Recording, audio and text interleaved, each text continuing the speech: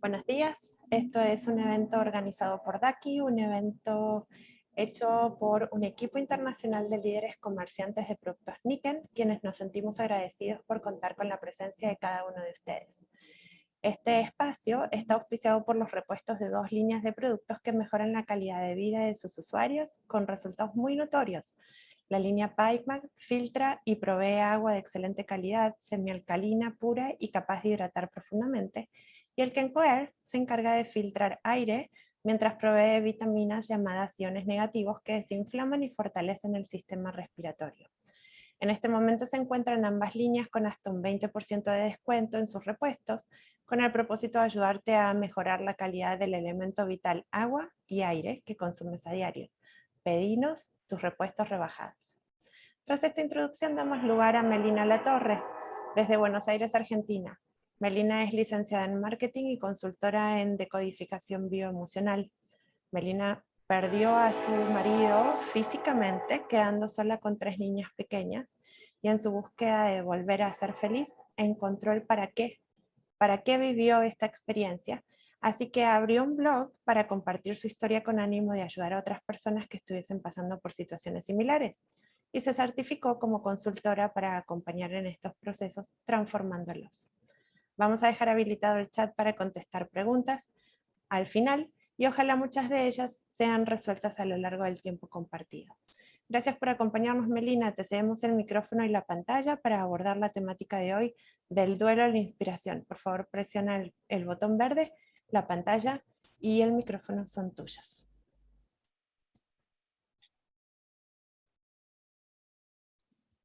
Yo suelto acá para que vos puedas. Ahí estás.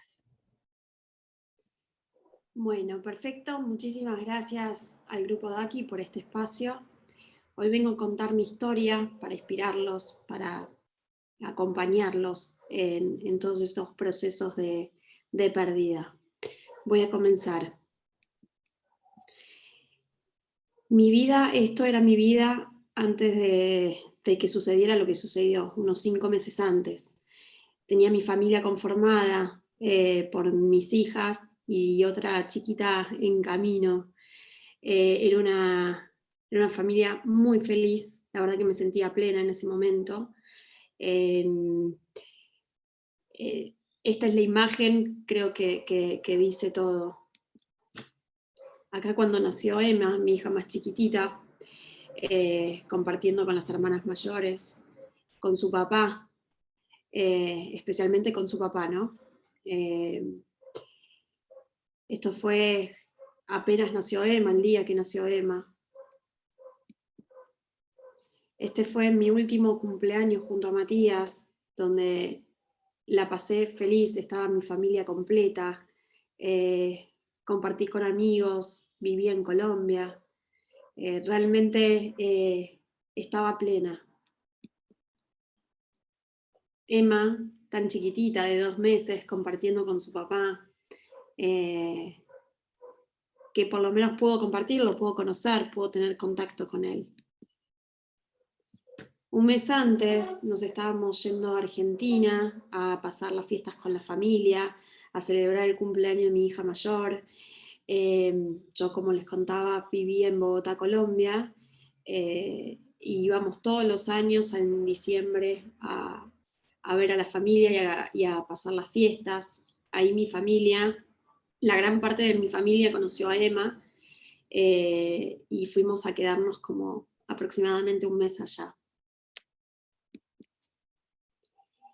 Ese día, un 7 de enero del 2017, yo me fui a pasar ese día con tíos,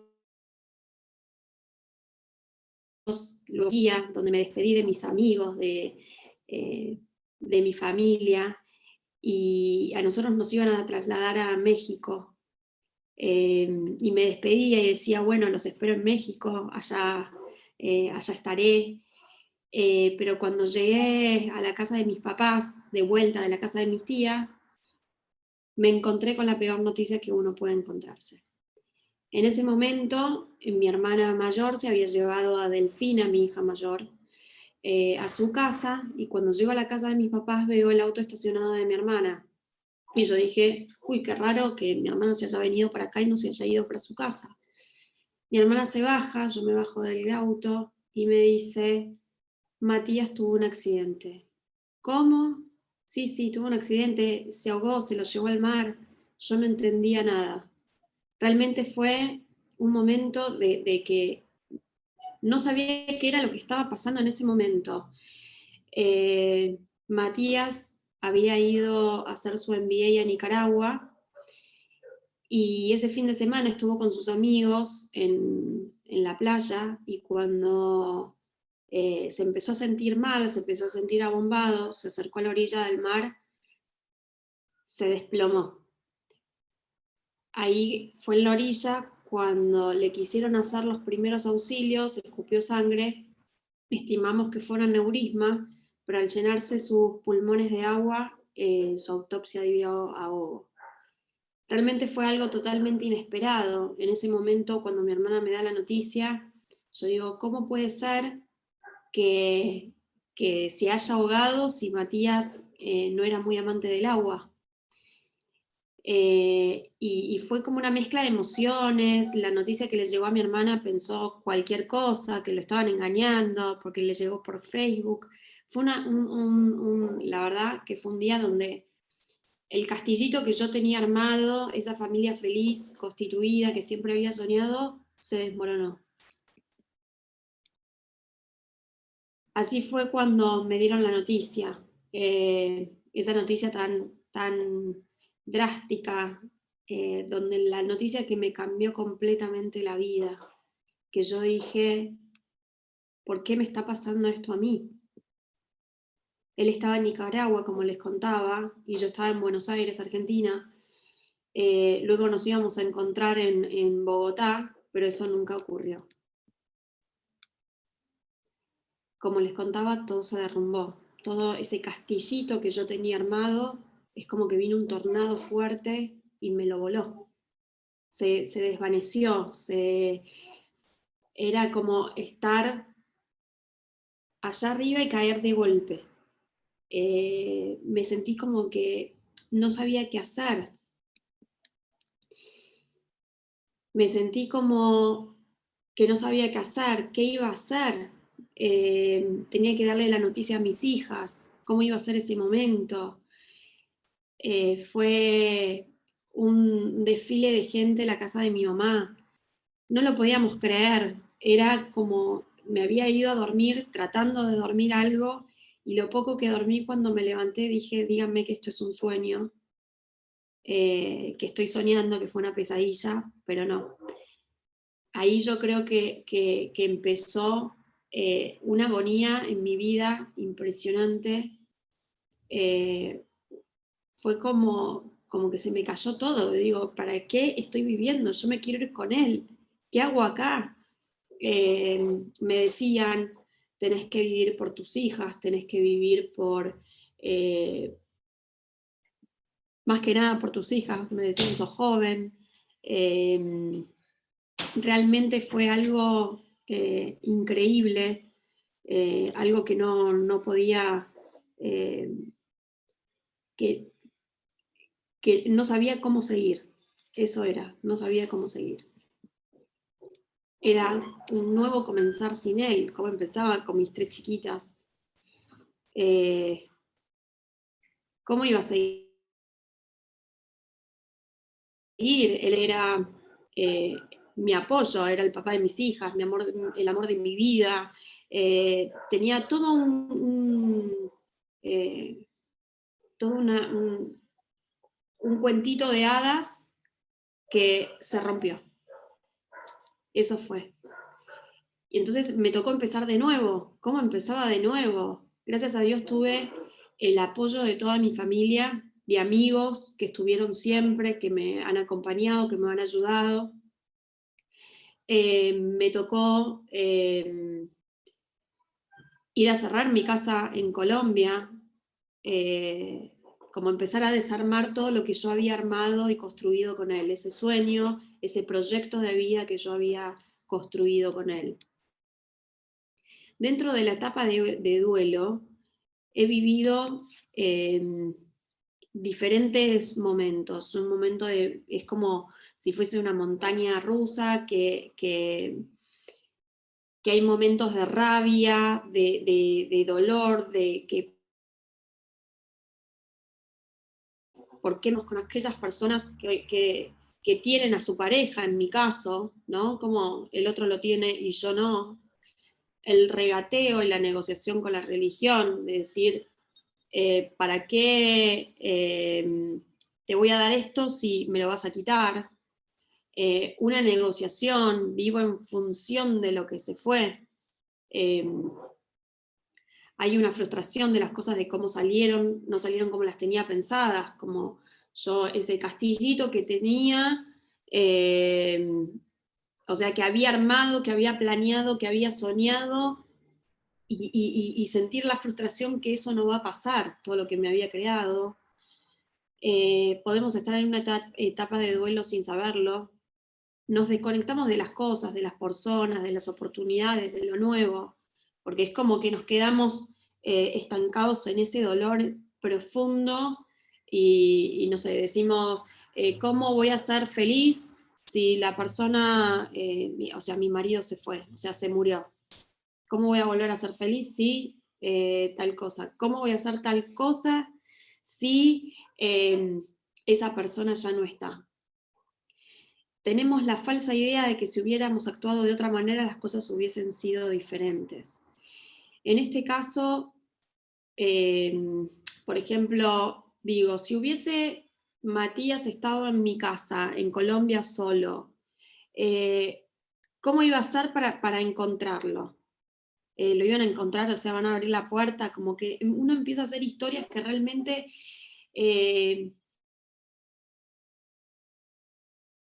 no, lastimando más de lo que es. Nos hacemos daño pensando de cómo si hubiese sido, si hubiese pasado de otra manera. Y la verdad que gran parte de mi ser se murió con él. Esos sueños, esos proyectos que yo tenía se murieron junto con él.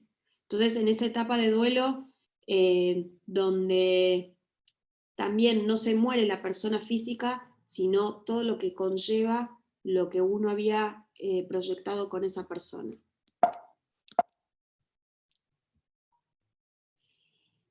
También pasamos en una etapa de estancamiento.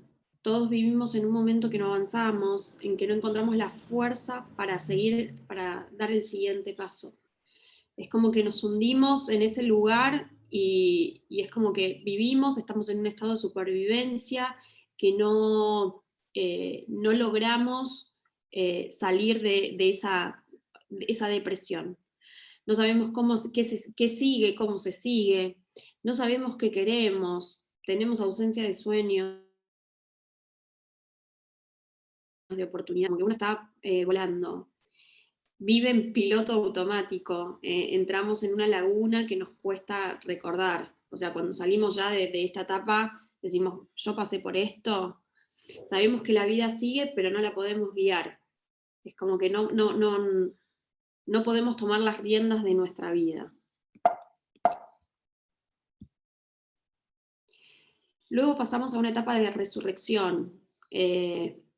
El tiempo te transforma, la vida está constituida de un cambio continuo. Mi alma y yo encontramos juntos un trance curativo. Surgió una transmutación que de un momento a otro ocurrió todo lo que uno no pensaba que iba a volver a pasar. Volví a reír, volví a vivir sin miedo, solté el dolor. Entonces, ¿qué hice para salir de ese dolor? Llegó un momento en el que dije a mí misma que no podía seguir viviendo de esa manera, que tenía que trabajar por trabajar, vivir por vivir. Empecé a tomar acciones. Busqué un profesional que me ayudara a la salida de ese limbo en el que estaba.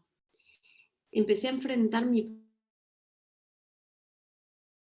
propio dolor, prestar atención a todo lo que me estaba pasando. Me devolví el lugar que yo me había quitado.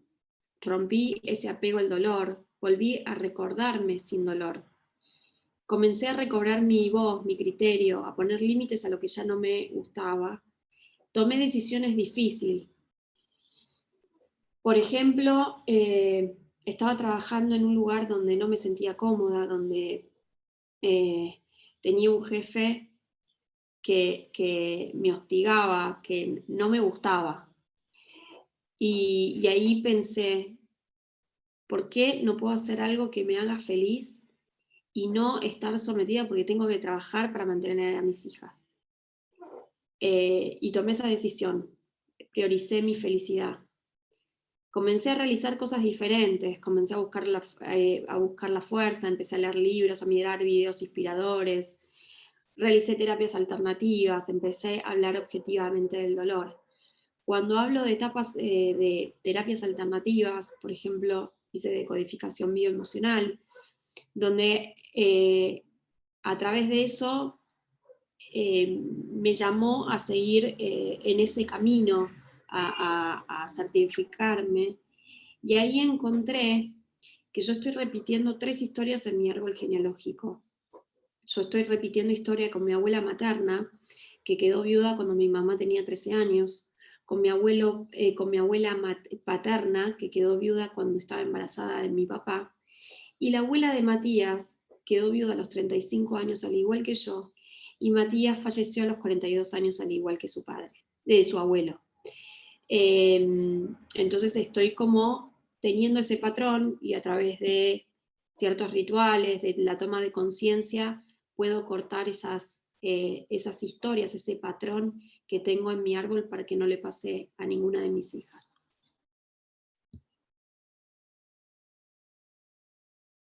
Salir del dolor, dejé de vivir con el dolor, lo empecé a tratar como un síntoma que nos está comunicando que algo no está en su equilibrio. Le di el lugar al duelo y a partir de ahí ordené mis ideas, mis emociones. Empecé a escribir, empecé a compartir mi historia, lancé mi blog.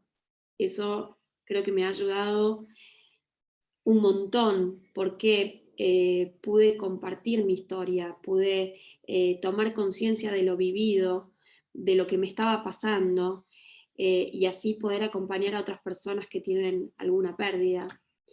Empecé a disfrutar de la vida, renuncié a la vida del dolor, a la vida de esfuerzos, a hacerme cargo de todo y comencé a pedir ayuda.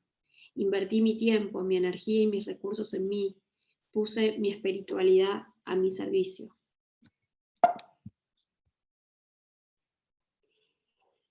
Y cuando hablo de vivir inspirado, la inspiración se da en un momento dado.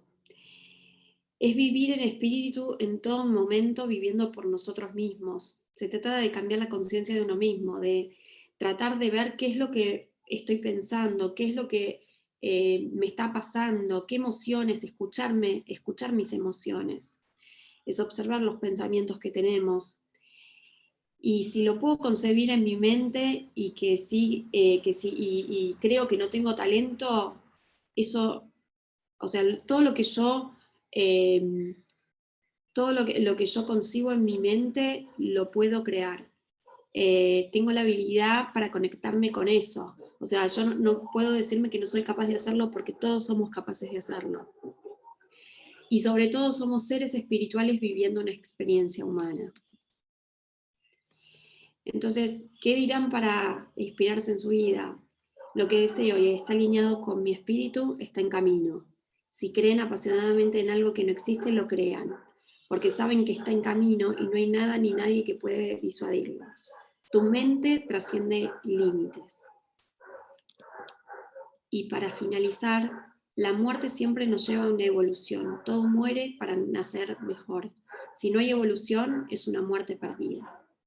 Cualquier muerte, yo lo llamo la muerte como muerte física, sino como muerte de ilusiones, por ejemplo, la pérdida de un trabajo, la pérdida de una pareja, cualquier tipo de pérdida.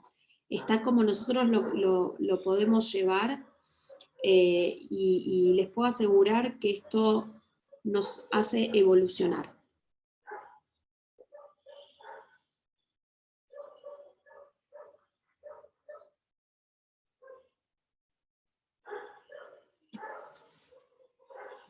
Si tienen alguna pregunta. Meli, muchas gracias por compartirnos tu corazón, abrirlo, ¿sí? Es un testimonio de resiliencia que esperamos que sirva de aliento. Tengo preguntas. Así que contanos, cuando las fuerzas merman, esas fuerzas que no aparecen y no sabes por dónde ir, porque ¿cómo haces? Porque es parte del duelo mismo, ¿verdad? Entonces hay un momento en el que decís, pues yo sé que no estoy bien, yo sé que no quiero seguir así, pero no tengo fuerza de salir de donde estoy. ¿Cómo haces? Yo creo que el momento está en uno. Uno se da cuenta cuando tiene que ir a pedir ayuda, cuando siente que no quiere seguir de esa manera, digo, bueno, voy a pedir la ayuda necesaria para poder salir de este hueco. Es como decir, no quiero seguir sintiendo esto, ¿por qué no puedo ser feliz? Porque yo creo que la felicidad está dentro de uno, o sea, no hay que ir a buscarla afuera. Mi felicidad no se fue con Matías, o sea, yo compartía mi felicidad con Matías. Eh, entonces yo creo que en cada uno está, o sea, a mí me llevó 3 años más o menos este proceso, en decir, no quiero seguir sintiendo lo que estoy sintiendo. Eh, pero el tiempo es de cada uno. ¿Crees que la cercanía o lejanía de la persona que ya no está cambia el grado de dolor que se siente? Para nada. Para mí no cambia. Para mí, si uno lo siente como pérdida, no importa el grado de cercanía que tenga con la otra persona. Si hay algo que te molestó a vos o ese dolor profundo que tenés que ir a buscar ese dolor y apoyarlo y sentirlo. Creo que no, el grado de cercanía con la persona no tiene ningún tipo de grado, ¿no? En temas de dolor. ¿Sabes cuánto tiempo toma un duelo? Hay gente que parecería que es eterno y hay gente que parecería que lo supera rápido y hay otros que te sorprenden cuando te das cuenta que parecía que lo habían superado y en realidad no. Realmente no puedo decir cuánto puede durar un duelo, eso depende de cada uno. Lo que sí hay que tratar de hacer ese proceso de duelo. ¿Por qué? Porque posteriormente puede generar un síntoma y que haya producido ese duelo que quedó bloqueado. Entonces, para evitar eso, es preferible tratar el duelo como tal, tratar de hacer ese proceso. Cuestión de Cada uno, llorar.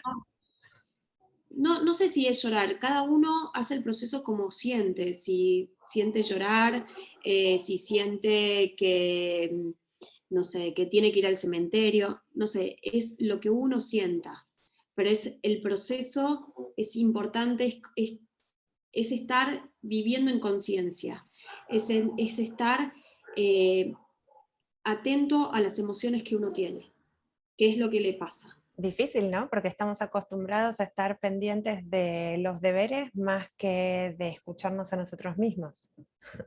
Es que la clave está en nosotros mismos. Entonces, cuando nosotros empezamos a vivir en conciencia, la vida se nos hace más fácil. ¿Por qué? Porque estamos atentos a esas pequeñas cosas, estamos atentos a nosotros, Ujú. porque todo depende de nosotros. Meli, repetinos cómo se llama el método que usas en terapia que te ayudó a salir adelante y que hoy también compartís. Se llama bioexistencia consciente. Vamos a buscar esas historias en nuestros ancestros, en las cuales tenemos que sanar. O sea, cualquier síntoma, que síntoma se le llama a todo aquello que no te haga plena la vida, lo vamos a buscar en aquellas historias ancestrales, ¿no? ¿Ok? ¿Cómo se trabaja un duelo cuando una persona no muere, sino que se va? ¿Sabés que no Exactamente. murió? Da más Claro. bronca. Se Y, fue. a ver, yo también viví el duelo de Matías como un abandono. Imagínate que Matías, yo lo llevé al aeropuerto de Buenos Aires, lo despedí el 2 de enero, y después yo no lo vi más. Para mí, es más, de hecho, yo no lo vi muerto, Ujú, no lo vi. Entonces, para mí fue que se fue y nunca volvió, ujú. ¿no? Y para mi inconsciente es lo mismo. Entonces, la verdad que es un duelo igual, porque la persona, o sea, te dejó, no está más. Claro. Duelo es toda pérdida que uno tiene de cualquier cosa. O sea, también lo podríamos llevar a un trabajo, me tuve que mudar de la casa de mis sueños, o dejé a mis vecinos que quería mucho, y así. Exacto, es que, por ejemplo, cuando Matías falleció, como yo les contaba antes, no solamente murió Matías físicamente, sino toda la construcción, todos mis sueños, todos los proyectos que yo tenía con esa persona. Claro. Entonces hay que desmenuzar, y creo que la parte del duelo que mayor tiempo lleva sanarlo es el tema de la pérdida de los sueños, de los proyectos, Ujú, no solamente de la persona física, ujú. sino todo lo que conlleva la muerte de esa persona. Vale. Otra pregunta. Cuando hay un embarazo y se pierde, ¿cómo se hace? Es un duelo igual, vos lo llevaste en tu panza, lo sentiste, te ilusionaste. De hecho, yo también perdí un embarazo entre mi hija mayor y la del medio, y se lleva igual. O sea, porque es la pérdida de la ilusión que te habías hecho de tener ese bebé, de todo lo que te habías creado y lo que conlleva. Y aparte lo sentiste en tu vientre. Vale. ¿Y cómo manejaste con tus hijas los duelos de ellas? Porque es muy fácil autorregularse, porque sabes vos qué sentís, qué pensás, sabes que hay como oculto, aunque no lo cuentes, pero con tus niñas, ¿cómo hiciste para ayudarlas? Porque no creo que haya sido igual. No, mira. Eh, a mí me tocaron 3 edades completamente diferentes, ¿no? Delfina tenía en ese momento 6 años, Lola de 3 y Emma de 4 meses.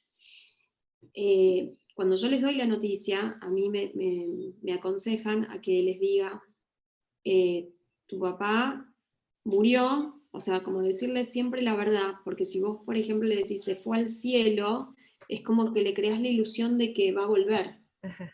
¿no? Entonces es siempre irles con la verdad. Bueno, yo se los comuniqué diciéndoles que su papá se le dejó de funcionar el corazón, que ya no va a estar más físicamente con nosotras, que Ujú. nos va a acompañar desde otra dimensión.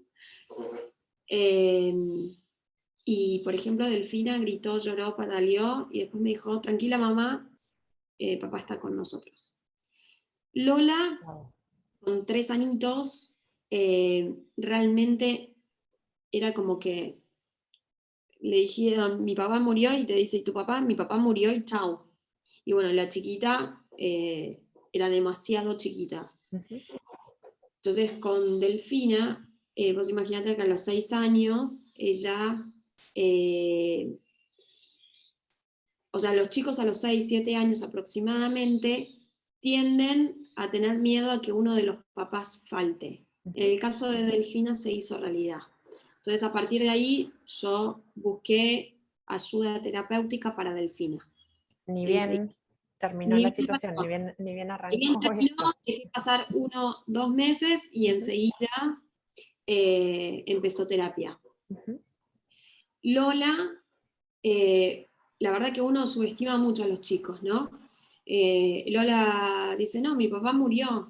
Eh, y realmente como que yo sentí que no era el momento como de tratarlo, sino que esperé un poquito más, y recién ahora estoy empezando una terapia con ella Ujú, para que pueda hacer el duelo y que no quede como un duelo bloqueado. O claro. sea, porque mi miedo es, a partir de todo lo que estudié, que ese duelo lo tenga bloqueado.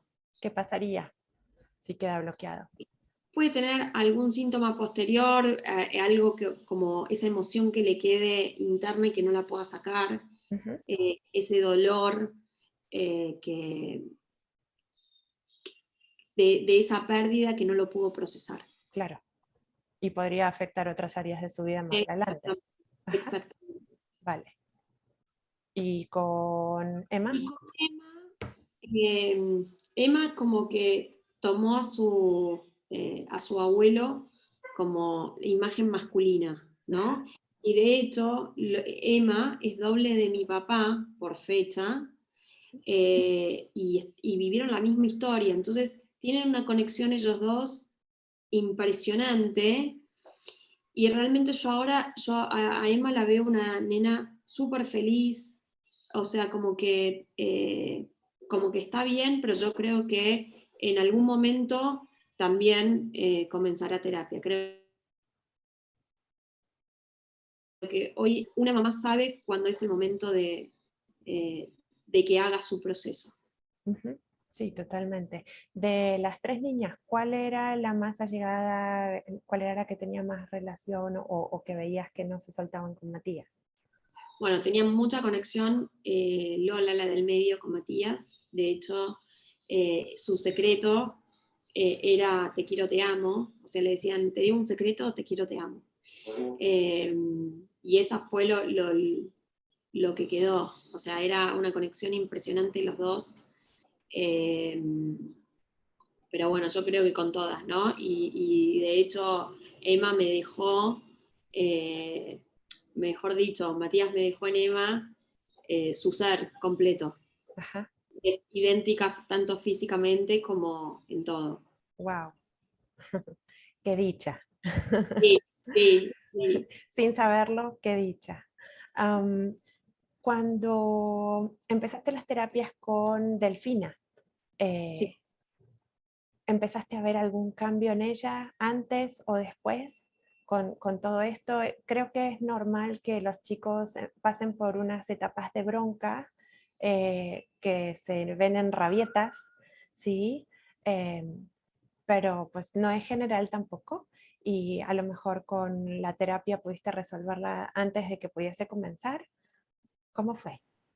Mira, es todo un aprendizaje para mí realmente, porque uno aprende con ellos, ¿no? A ser mamá.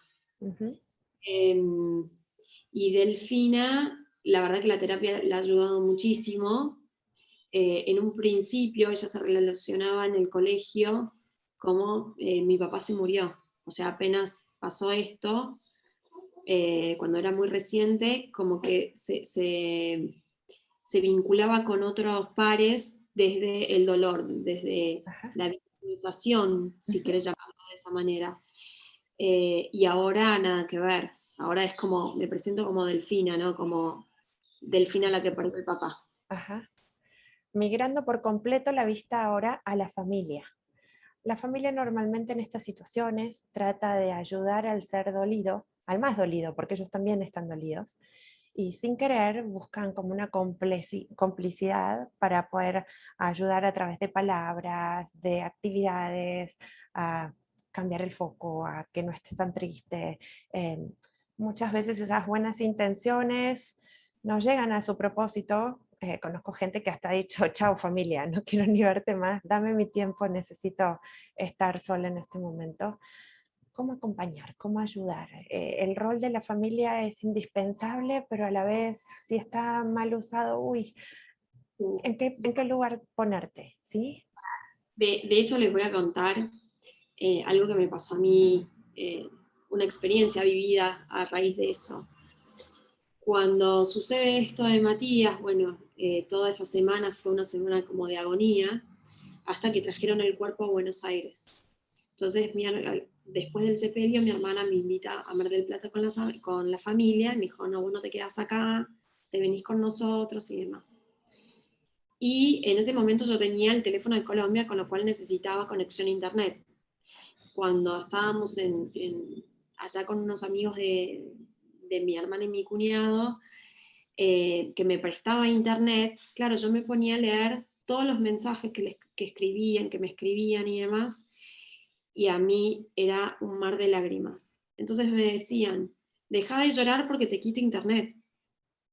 Y para mí era como desesperante, porque le digo, déjenme, si yo quiero llorar, voy a llorar, ¿no? Y después uno también se reprime porque no querés llorar delante de la gente para que no te vea mal, entonces ahí como que también me armé una coracita, Claro. pero yo como, o sea, habiéndolo vivido, les digo, acompañen, regalen un libro. Por ejemplo, a mí me regalaron un taller de duelo que amé, porque me ayudó un montón. Ahí creo que en esos casi 2 meses que habían pasado. Eh, Acompañen, digan, lo siento, estoy para vos, cuando quieras hablar, acá estoy, Ujú. eh, pero dejen que haga su proceso, no quieran apurar el proceso de la otra persona. A veces son largos, ¿no? Y, Sí, y sí, de realmente decís, ¿cómo hago? Vos decís que tardaste 3 años. Me hecho, imagino unos cuantos ejemplos en este momento de gente que eh, ha perdido un matrimonio o ha perdido un trabajo y que les dura mucho tiempo la incapacidad de reponerse, ¿sí? Que es muy distinto a una muerte, lo sé, pero bueno, si lo entiendo como duelo también, digo, ¿hasta qué punto ayudar a sacudir a la persona o hasta qué punto callarte y simplemente estar en silencio ahí, ¿no? No está fácil, y más cuando se prolonga. claramente. De hecho, me había llegado un caso en el que había pasado un año de la muerte de su marido y me dicen, como que la familia le decía, no, tenés que salir, ya es hora de que vayas a trabajar, ya es hora que esto, como que se sentía tan presionada, y decían, a mí no me entienden, Mm, ¿no? sí, Como que la familia quiere que, o los amigos, o la gente que tenemos alrededor, quiere que estemos bien, proceso interno, y hay que entender que cada persona es diferente, y cuando es diferente, también los procesos son diferentes. claro, Entonces hay que respetar esos procesos. vale. Difícil igual, ¿eh? Todo un desafío.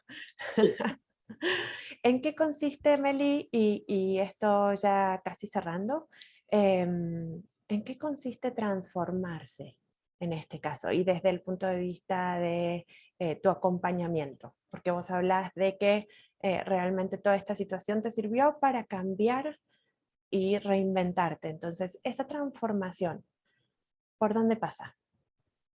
Por uno mismo. ¿Ok? Siempre nosotros somos nuestra propia creación, o sea, nosotros tenemos que estar alertas a lo que sentimos, es un comienzo a la vida en conciencia, es escucharme, es ver qué es lo que me está pasando, estar atento a esos sentimientos que estoy viviendo. Ujú.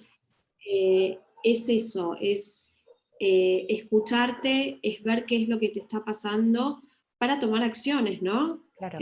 Decir, bueno, si necesito alguna terapia o si necesito, o qué es lo que estoy necesitando en este momento. Ujú. Eh, y con respecto a cómo acompaño, eh, lo hacemos a través de una decodificación bioemocional, o podés tomar mi taller de duelo, o podés llamarme y consultarme lo que necesites en ese momento, pero la transformación está en uno. Otra pregunta. ¿Cómo rompes con historias heredadas? Puede ser a través de rituales o la toma de conciencia. Esto se hace, por ejemplo, la terapia que yo abordo se hace más o menos, un síntoma se aborda entre 5 a 10 sesiones, y comienza con liberar esas emociones que me provocó ese síntoma en nuestro contemporáneo.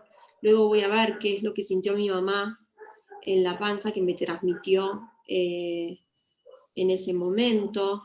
Luego voy a hacer un análisis de proyecto y sentido, que proyecto y sentido es desde que me concibieron hasta mis 3 años de edad. Voy a hacer un análisis de árbol genealógico para ver cuáles son las historias que tengo más atrás. Y después entro en una ceremonia que se llama Riorinsis, que voy a ir a cada ancestro a ver de qué se trata, o sea, qué vivió cada ancestro correspondiente a ese síntoma. Okay. Suena que hay tareas, ¿verdad?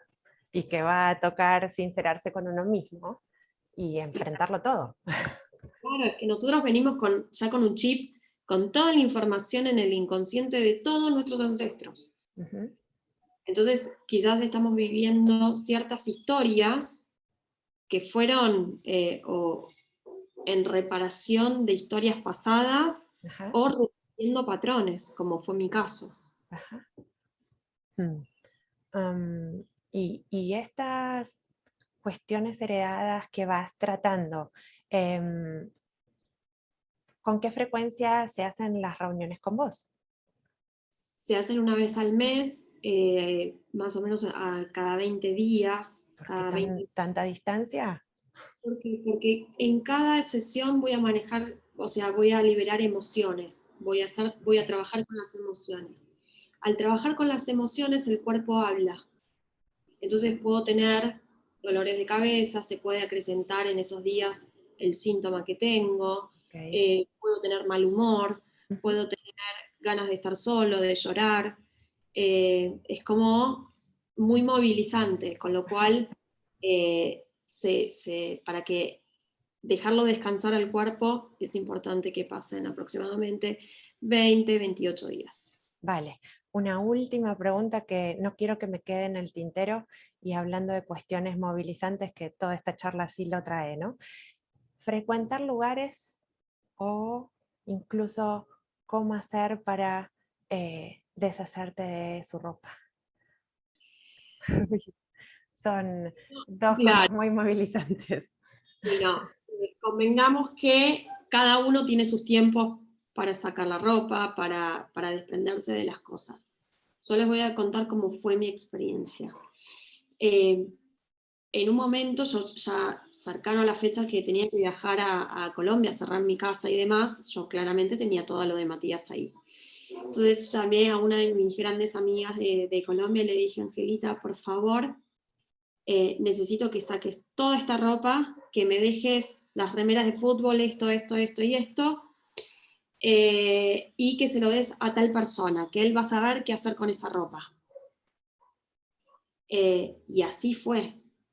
Y yo me quedé con lo que me quería quedar yo, ¿no? Como lo que significaba, por ejemplo, las camisetas de fútbol de sus equipos favoritos. Yo las quería tener para mis hijas porque es algo de él, o sea, muy significativo. Yo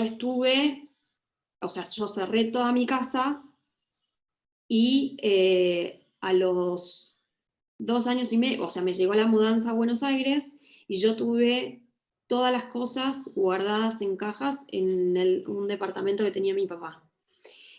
Y cuando me mudé sola, porque estuve 2 años y medio acompañada por mis papás en la casa de ellos, cuando llegué a mi casa, a donde estoy viviendo actualmente, empecé a sacar todo y era como, ¿qué estoy buscando? Era como que lo estaba buscando a Matías en ese momento, ¿no?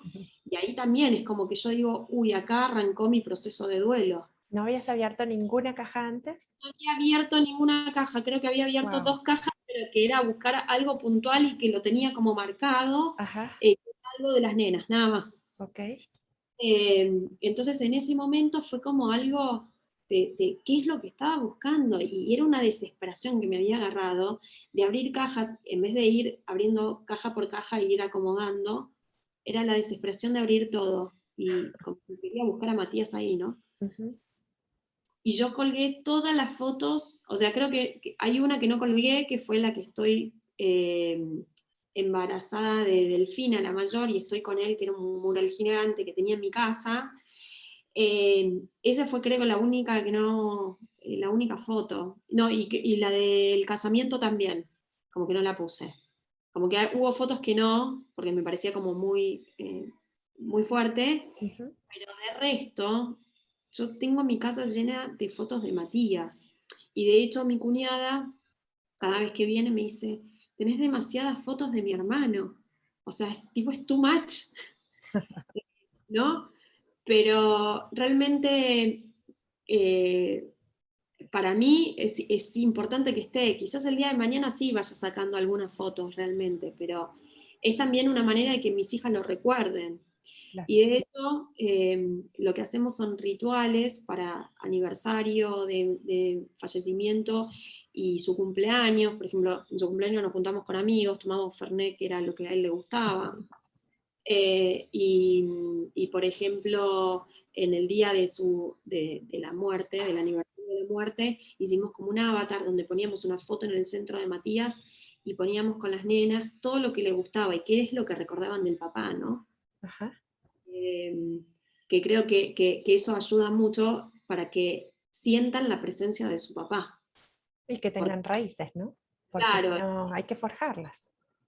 claro, y más que nada, no es que se murió y no tienen papá. El papá es y seguirá siendo Matías. Claro, Pero es como que lo registren. A mi papá le gustaba tal cosa, a mi papá le gustaba tal otra. claro. Es como que lo tengan presente de alguna manera. Vale. Uy, qué fuerte. Melina, gracias. Vamos ya cerrando, que el tiempo apremia. Te voy a pedir que pongas tu última slide donde están tus datos de contacto para poder seguirte y para poder acceder a tu número de teléfono y poder pedirte un, una asesoría, ¿sí? Incluso para poder compartir con vos lo que estamos viviendo y poder buscarle soluciones. Te voy a pedir también que me pases el mando ahora. A todos, sáquenle un print de pantalla, por favor. A ver. Dice que no puedo, deja de compartir y con eso ya lo puedo retomar yo. Para poder cerrar. Ahí vamos. Y vuelvo a la presentación. Bueno, muchas gracias a todo el grupo DACI por este espacio en el cual me permitió compartir gran parte de mi historia. No, gracias a vos, Meli. Realmente un, un testimonio duro, difícil que no se caigan las lágrimas y pues agradecidos porque hayas abierto tu corazón, ¿no? En DACI coincidimos en que queremos ser parte de un cambio relevante para la sociedad aportando soluciones de bienestar y de salud. Y sabemos que juntos podemos hacer mejoras que serán representativas en nuestro futuro. Es por eso que estamos abocados a generar conciencia de salud y prevención por medio de nuestros invitados y también de nuestros auspiciantes. Auspiciaron este espacio los repuestos de la línea PikeMac, línea que consiste en filtro para duchas y para beber agua optimizada en calidad, siendo limpia, alcalina, pura, sana, llena de minerales que fortalecen tu cuerpo. Y los repuestos del Kenkoer, purificador de aire, que filtra y cambia la composición del aire para que tus pulmones cada vez estén más fuertes. La persona que te invitó te enviará información relacionada a los productos disponibles en tu país y si no te los envía, pídeselo sin compromiso. Siempre tenemos sorpresa para los participantes de nuestras charlas. Nuestro próximo evento gratuito pronto lo anunciaremos por medio de nuestras redes y estados en WhatsApp. Mantente atento para, de acuerdo a tu país, agendarte e invitar interesados. Los cupos son limitados, sé puntual. Y como en cada encuentro queremos alentarte a dar pequeños grandes pasos para lograr mejores hábitos de vida que cambien para bien tu futuro y el de tu familia. Damos las gracias, invitamos a todos a pues mandarse fuerzas mutuas y enviamos un fuerte abrazo de parte de todo el equipo de Daki. Gracias, Meli. Un abrazo para todos. Hasta luego.